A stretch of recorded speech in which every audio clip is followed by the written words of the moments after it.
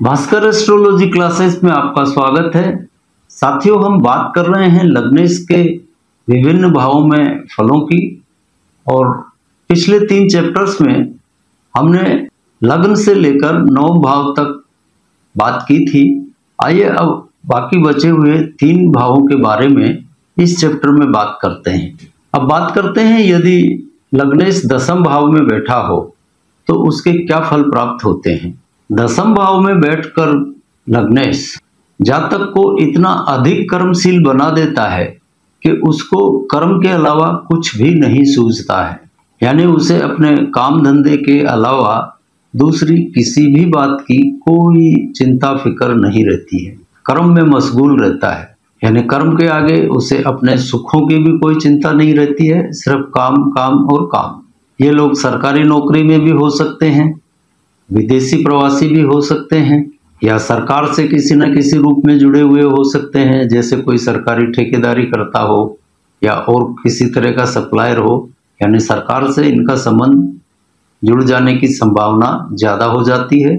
पर ये कुछ भी करते हों, इनकी नियति सिर्फ कर्म ही है। लग्नेश की यह स्थिति जातक को स्थायित्व देती है, यानी वह जिस कर्म में लगा है उसी में शिद्दत से टिका रहेगा। यहाँ पर किसी तरह का बदलाव या परिवर्तन नहीं होता है कि आज यह काम कर लिया कल वो काम कर लिया, ऐसा नहीं होता है। ये जिस काम में लग गया उसी में टिका रहेगा। और इस दशा काल में जातक की स्थिति कुछ ऐसी रहती है कि ना काहू से दोस्ती ना काहू से बैर। उसको सिर्फ अपने काम से मतलब है, दोस्ती दुश्मनी उसको नहीं आती है। जिससे काम है उससे दोस्ती हो गई, काम निकल गया, दोस्ती जैसी आराम। यानी उसकी जो विचारधारा होती है, उसके जो संबंध होते हैं, वो सिर्फ काम तक सीमित रहते हैं। उस दायरे के बाहर जाकर वह कोई मौज मजे नहीं करता। उसको जिस व्यक्ति से काम है उससे दोस्ती गांठ लेगा, लेकिन वह स्थायी नहीं होगी, वो उसके काम के मतलब के लिए होगी। फिर उसके बाद उसको वो भूल जाएगा। अब मान लीजिए यह कोई मनोरंजन पार्टी, पिकनिक या कुछ भी ऐसा अरेंजमेंट करता है या वहाँ कहीं जाता है, तो वह कर्म के सिलसिले में ही होगी। यानी इसमें उसका कोई निजी सुख नहीं कि उसको आनंद लेना है इसलिए जा रहा है। वो इसलिए जाता है कि वहाँ जाने से उसको कर्म में यह सहायता मिलेगी।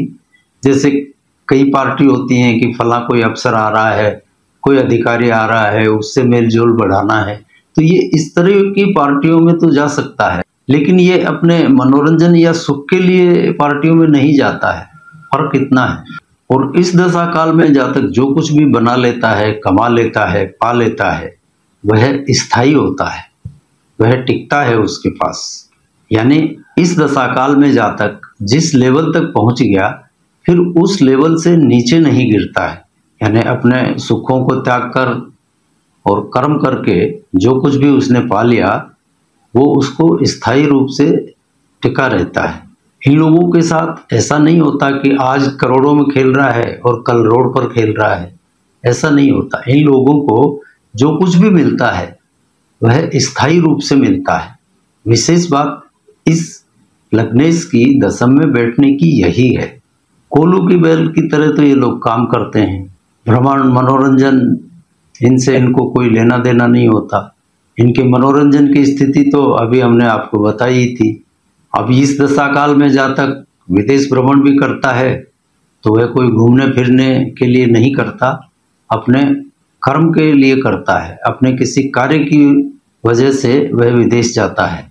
अब मान लीजिए ऐसा जातक पेरिस गया है, तो होता क्या है कि हम लोग कहीं भी जाते हैं तो वहाँ अपना काम निपटा कर बाकी का समय वहाँ के कोई प्रसिद्ध स्थल देख लेते हैं, घूमने फिरने में भी समय निकाल देते हैं। और व्यावसायिक यात्राओं में प्राय ऐसा होता ही है।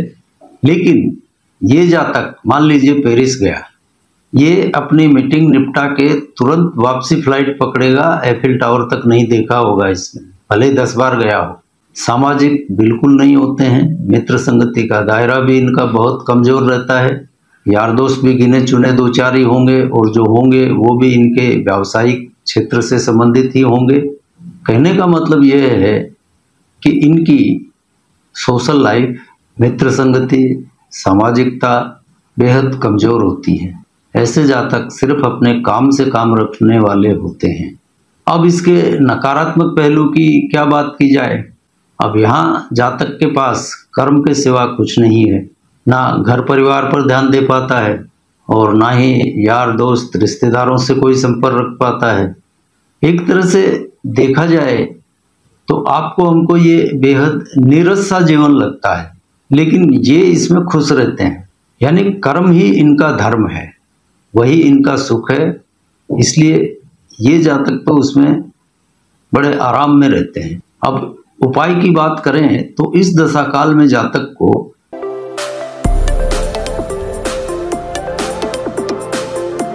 अपने घर में हवन यज्ञ करवाते रहने से अनंत फायदा मिलेगा।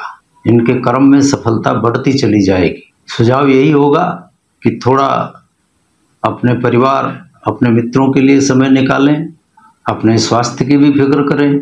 आखिर मनुष्य एक सामाजिक प्राणी है, तो उस धर्म को भी कुछ हद तक निभाने की कोशिश करें, ज़्यादा नहीं तो कम ही सही।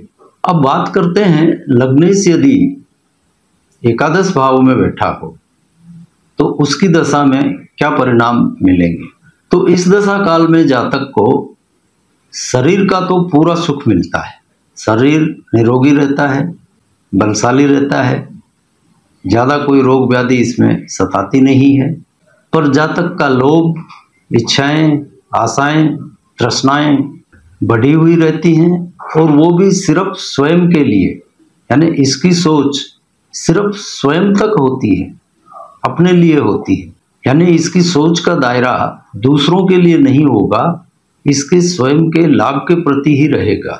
और इसीलिए ये अपनी इच्छाओं की पूर्ति भी कर लेता है, क्योंकि इसको दूसरे को तो कुछ देना नहीं है, दूसरे के लिए तो कुछ करना नहीं है। जो कुछ करना है अपने लिए, तो उसमें यह सफल हो जाता है। यानी इसकी सोच कुछ ऐसी होती है कि अपना भर गया, सबका भर गया। मुख्य बात यही। कमाने की उम्र में यह दशा काल आए तो ज़्यादातर ऐसे लोग या तो अपने पैतृक धंधे में होंगे या फिर ऐसे लोग नौकरी को प्राथमिकता देते हैं, और ज़्यादातर नौकरी में ही ये लोग पाए जाते हैं। इन लोगों में इच्छाओं का एक महासागर हिलोर लेता रहता है। इस दशा काल में इनकी इच्छाओं का कोई अंत नहीं होता, और त्याग की भावना बिल्कुल समाप्त हो जाती है। सिर्फ लेना जानता है, देना नहीं जानता। इनके कर्म और व्यवहार में एक तरह की शुद्रता व्याप्त हो जाती है। और आप जानते हैं कि यह कलयुग है, यानी शुद्र युग है, तो ऐसे ही लोग सफल भी होते हैं। यानी ये अपनी इच्छाओं की पूर्ति में सफल भी हो जाता है। और इनके इसी स्वभाव की वजह से घर परिवार में भी इनकी कोई पूछ परख नहीं होती है। दोयम दर्जे का व्यवहार इनके साथ घर में होता है। अब मान लीजिए ये नौकरी करने की बजाय अपने पैतृक धंधे में है, यानी पैतृक धंधे में काम कर रहा है, तो यह बड़ा भाई भी होगा तो छोटा भाई इसके ऊपर हुक्म चलाएगा। यानी ये अधीनता में रहेगा। दुनिया के देखने में ये सेठ है, क्योंकि खानदानी धंधा है, वहाँ 2-4 भाई, ताऊ चाचे सब लगे हैं, लेकिन इसको छोटे के अंडर में काम करना पड़ेगा। पर इसको इसमें भी कोई आपत्ति नहीं है, क्योंकि वहाँ रहकर, छोटे भाई के अंडर में रहकर भी इसकी स्वार्थ पूर्ति हो रही है तो मंजूर है इसको कोई एतराज नहीं होगा। ये इस स्थिति में भी कर लेगा। इसको सिर्फ इसकी जरूरतें, इच्छाएं पूर्ण होना चाहिए, इससे मतलब है। असल में देखा जाए तो इस लग्नेश की दशाकाल में जातक का स्वाभिमान एक तरह से पूरी तरह नष्ट हो चुका होता है, और उसके कार्य में, उसके व्यवहार में एक शुद्रता का भाव सा दिखाई देता है। स्वभाव से कृपण, कंजूस होता है, चमड़ी जाए पर दमड़ी नहीं जाए, कुछ ऐसा इसका स्वभाव हो जाता है। अब इस दशाकाल में जातक को पहले से ही पुत्र हो तो उसके साथ बिगाड़ होना स्वाभाविक है। पुत्र से संबंध खराब हो जाते हैं। अब मान लीजिए इस दशा के आने तक पुत्र नाबालिग है, इसके अधीन है, तब तो ठीक है, चल जाती है किसी तरह। पर पुत्र यदि बालिग हो तो इन पिता पुत्र में लट्ठम लट्ठा भी देखने को मिलती है। यानी ये जातक पूरी तरह से स्वयं अपने प्रति समर्पित होता है, बाकी दूसरों के हित से इसका कोई लेना देना नहीं होता। अब एक तरह से दुनियादारी के हिसाब से देखा जाए तो ठीक ही लगता है, बाकी आप स्वयं तय कीजिए कि क्या होना चाहिए। उपाय स्वरूप इन जातकों को अपने ताऊ, चाचे और बड़े भाई बहन इनके साथ में अच्छे संबंध रखने चाहिए, उनका सम्मान करना चाहिए, तो इनके लिए ज्यादा बेहतर रहेगा। आइए अब बात करते हैं लग्नेश यदि द्वादश भाव में बैठा हो तो उसके क्या फल प्राप्त होंगे उसके दशा काल में। इस स्थिति में जातक को शारीरिक रूप से किसी बीमारी का सामना करना पड़ सकता है, शरीर को कोई कष्ट आ सकता है। इस दशा काल में जातक अपने जन्म स्थान पर नहीं टिक पाता है। उन्नति करने के लिए उसे अपना जन्म स्थान छोड़ना ही पड़ता है, या कह लें कि भाग्य जोर मार रहा हो तो ऐसे मौके आ जाते हैं, या कह लें कि ऐसी स्थितियां उत्पन्न हो जाती हैं कि यह जन्म स्थान छोड़कर अन्यत्र चला जाता है। क्योंकि लग्नेश की इस अवस्था के कारण, द्वादश भाव में बैठे होने के कारण, जातक के पूरे कुटुंब को, खानदान को दिक्कतों का सामना करना ही पड़ता है, परिवार को आर्थिक संकटों का भी सामना करना पड़ता है। तो ऐसे में कोई बहुत बड़ी बात नहीं है कि ये अपना जन्म स्थान त्याग कर परदेश निकल जाए, और प्राय ये निकल भी जाते हैं। इस दशा काल में जातक सब काम बहुत जल्दबाजी और उतावलेपन में करता है, किसी भी कार्य की कोई प्लानिंग नहीं करता, जो कुछ करेगा ऑल ऑफ सडन करेगा, जो कुछ मन में आया वह कर डालेगा। और यही उतावलेपन में किए गए कार्य इनको कभी कभी बहुत महंगे साबित होते हैं। इस दशा काल में जातक वैसे भी पूरी तरह से आराम तलब स्वभाव का होता है, जीवन का पूरा आनंद लेता है, चाहे जितना संकट आया हो घोड़े बेचकर सोता है, नींद बहुत बढ़िया आती है इसको, दुनिया इधर की उधर हो रही हो पर इसके आराम और निद्रा में कोई कमी नहीं होती। नींद की गोलियां बनाने वाली कंपनियां बंद हो जाएं अगर सारे लोग ऐसे ही हों तो, यानी इसको कोई गोली वोली की जरूरत नहीं पड़ती, मजे से सोता है। घोड़े बेचकर घूमना फिरना ये सब इनका प्रिय सगल होता है। अन्य ग्रह योग सहायक हों तो विदेश यात्रा के भी मौके बड़ी आसानी से मिल जाते हैं, और यदि विदेश यात्रा के मौके नहीं मिले तो व्यर्थ भ्रमण तो करेगा ही।